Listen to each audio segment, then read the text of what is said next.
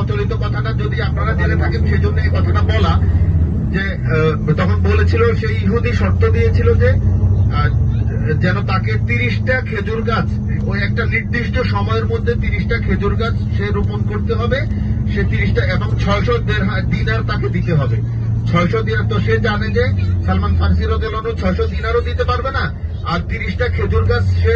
চারা থেকে রোপণ করে সেখান থেকে খেজুর ধরে পাকা পর্যন্ত, পাকলে তারপরে তাকে একটা নির্দিষ্ট সময়ের মধ্যে, এর মধ্যে পাকতে হবে, যদি এর মধ্যে না পাকে তাহলে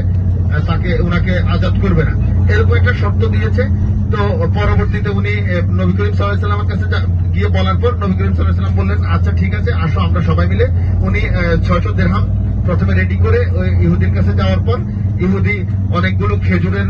বিচি দিয়েছে, বললো যে এই বিচিগুলো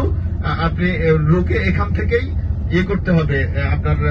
খেজুর গাছ উঠে নির্দিষ্ট সময়ের মধ্যে খেজুর পাকতে হবে, ধরতে হবে, পাকতে হবে। এবং দেখলো, নবীজি দেখলো যে সেই খেজুর বিচিগুলো সবগুলো পুড়ে ফেলছে, সে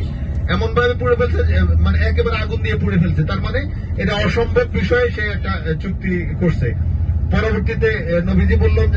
সালমান ফার্সি রাদিয়াল্লাহু আনহুকে বলল যে আসো